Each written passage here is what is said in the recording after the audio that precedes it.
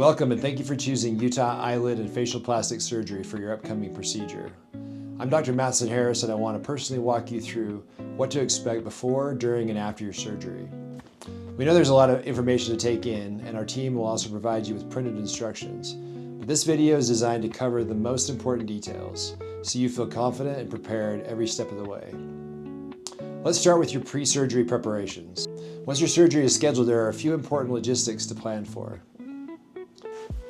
First, you'll need a responsible adult to drive you home. You'll be at the surgical center for approximately 2 to 3 hours, and you will not be able to drive yourself afterward. We also strongly recommend that someone stay with you at home for at least 24 hours after your procedure. Plan to take at least 3 days off work, although 1 full week is recommended for optimal recovery. If you have a physically demanding job, you may need even more time off. You'll have 2 post-operative visits with us, the first about 1 to 2 weeks after surgery, and the second at approximately 3 months. The business day before your surgery, the surgical center will call you between 2 and 4 p.m. with surgery time and final preoperative instructions. If you're not available, you can call them after 2 p.m. One of the most critical steps before surgery is stopping medications that thin your blood. We take this very seriously because blood thinners significantly increase the risk of bleeding and bruising during and after surgery. We provide you with a detailed list, but here's the general timeline. 2 weeks before surgery, you need to stop aspirin, ibuprofen, which includes brands like Advil and Motrin, naproxen, which is Aleve, fish oil, vitamin E, turmeric, ginger, garlic supplements, ginkgo, and many other over-the-counter supplements, and herbal remedies. We will provide a full list to you in writing. 5 days before surgery, stop Coumadin, also called warfarin, and Plavix, also called clopidogrel. You must get clearance from the physician who prescribes these medications before stopping them. 3 days before surgery, stop Eliquis, Pradaxa, Xarelto, and the other newer blood thinners listed on our handout. Again, clearance from your prescribing physician is highly recommended. It is your responsibility to stop these medications on time, and failure to stop blood thinners on schedule can result in your surgery being canceled for your safety. If you're taking Ozempic, Wegovy, Mounjaro, Zepbound, Trulicity, or any other GLP-1 medication, whether for diabetes or weight loss, there are special fasting instructions you need to follow. These medications slow your stomach's ability to empty, which increases the risk of aspiration during anesthesia. That means stomach contents could enter your lungs, which is a serious safety concern. To give your stomach enough time to empty, you must stop eating solid food at 7 p.m., 2 days before your procedure. That's 2 full days before, not the night before. You can continue drinking clear liquids until 6 hours before your procedure. Clear liquids include water, clear fruit juices without pulp, sport drinks without protein, clear tea, black coffee without creamer, broth, and gelatin. Clear liquids do not include alcohol, orange juice, milk, coffee creamer, protein drinks, or smoothies. Please let the surgical facility know that you take one of these medications during your preoperative phone call. Failure to follow these extended fasting instructions may result in your surgery being rescheduled. The night before surgery, do not eat anything after midnight. This applies to everyone, unless you're having a procedure in our office without anesthesia. After midnight, that means no water, coffee, ice chips, mints, gum, or tobacco. Your surgery will be canceled if you eat or drink anything. If you're diabetic, check your blood sugar the night before and get a good night's sleep.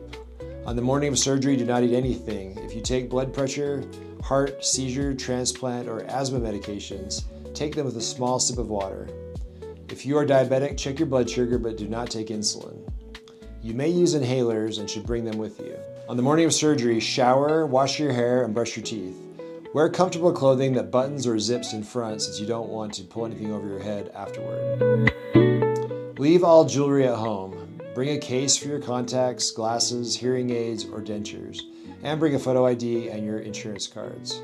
Now let me briefly describe what happens during surgery. Every procedure is tailored to your specific anatomy and needs, and I will have already discussed your individual surgical plan with you in detail.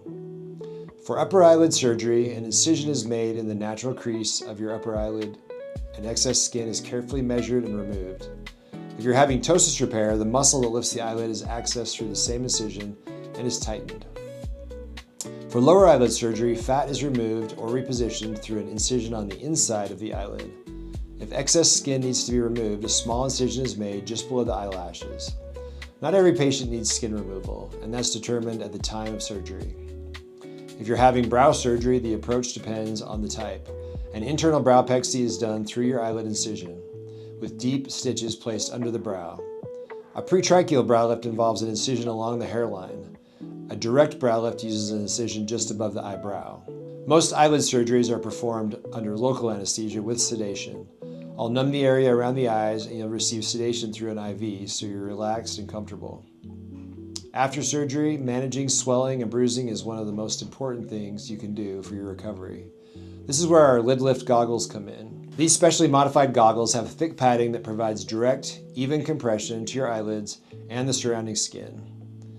They are hands down the best option for limiting swelling and bruising. Here's how to use them. Wear the goggles continuously for the first 4 hours after surgery. Then, after a short break to move around and bathe if needed, put them back on and wear them at least 80% of the time for the first 48 hours.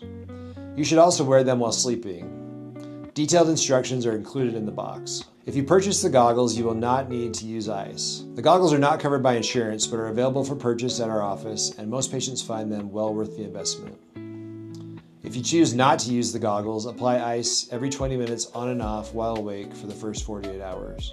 In most cases, we use dissolvable stitches to close the incisions. You do not need to put anything on them. It is very important that you avoid pulling or rubbing the eyelids or the skin around them. If we do not use the dissolvable stitches, we'll arrange the best time to follow up to have them removed. You can get the stitches wet in the shower, but pat them dry afterward. Don't try to remove them before they start falling out. Once they begin to break down into small pieces, you can gently remove any loose bits. We'll take care of the remaining sutures at your first post-operative visit. If your eyelids aren't closing completely, which is common in the first few days, apply an over-the-counter tear ointment like Refresh PM, Systane Nighttime, or Genteel Gel on your eyeball before going to bed. Do not pull on the eyelids when applying it. During the day, use artificial teardrops as needed to keep your eyes moist. Any brand is fine: Systane, Refresh, Genteel, Blink, or saline solution. You may shower the day after surgery, but avoid spraying water directly on the face for the first few days. Pat your face dry gently with a clean towel, no rubbing. Sleep on your back with your upper body elevated to 30 degrees if possible. A recliner is ideal. Staying elevated for the first week significantly reduces swelling around the eyes.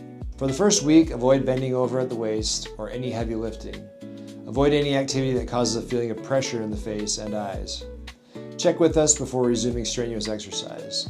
Do not wear contact lenses until we approve it, and protect your incisions from the sun by wearing a hat and sunglasses when outdoors. Sun protection will reduce long-term redness of your scars. After surgery, start with bland foods like clear liquids and broth. Then advance your diet as tolerated. Focus on a well-balanced diet with protein and high-fiber foods, which support healing. Increase your fluid intake the day of surgery. Water and fruit juices are good choices, though you should avoid citrus. It's better to avoid alcohol, nicotine, and caffeine, as these may slow your healing process. Take any prescribed antibiotics as directed, though most patients do not need oral antibiotics after eyelid surgery. Take your pain medication as directed. If your pain is mild, extra-strength Tylenol is a good alternative. Do not take ibuprofen, naproxen, Advil, Aleve, or Midol in place of pain medicine, as these can increase your risk of bleeding. If you're taking prescription pain medication, an over-the-counter stool softener is a good idea, as these medications can cause constipation. Regarding restarting your blood thinners, aspirin, Plavix, Xarelto, Eliquis, and Pradaxa can be restarted 2 days after surgery. Coumadin or warfarin should be restarted the day after surgery. It's completely normal to experience bruising, swelling, and some mild oozing along the incision lines. Many patients notice that one side swells or bruises more than the other. This asymmetry is very common and evens out as you heal. You may feel tightness around the eyes, and it's common to have some difficulty closing your eyelids after upper eyelid surgery. This improves as the skin heals and the swelling goes down. Use your artificial tears and ointment to keep things comfortable. Some patients develop chemosis, which is swelling on the surface of the eye that can look like a yellowish blister. It sounds alarming, but it's normal and resolves over several weeks. Artificial tears and ointment helps if it's bothersome. Itching around the eyes is common and can be intense. Cold artificial tears or ice packs help, but please resist the urge to rub your eyes. Over-the-counter allergy drops like Zaditor or Patanol can also help. You may experience some vision changes. Blurriness from the ointment is expected and clears up.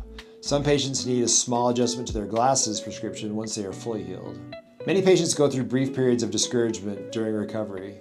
When your face is swollen and bruised, it's natural to feel concerned, but keep in mind that it can take 6 weeks or more for swelling to fully resolve. and incisions may stay pink for several months. The average patient returns to work and social activities in 7 to 14 days. Over time, your scars will fade from pink to white, soften, and become much less noticeable. This process takes about a year. Please call our office right away if you experience extreme swelling or active bleeding from the incisions. It doesn't stop with several minutes of direct pressure. Also call in the event of severe nausea or vomiting where you can't keep liquids down, or anything else that concerns you. Our phone number is 801-264-4420, and we're always happy to answer questions. We want your experience to be as smooth and comfortable as possible. Our surgical coordinator and clinical staff are here to support you every step of the way. Thank you again for trusting us with your care, and we look forward to seeing you.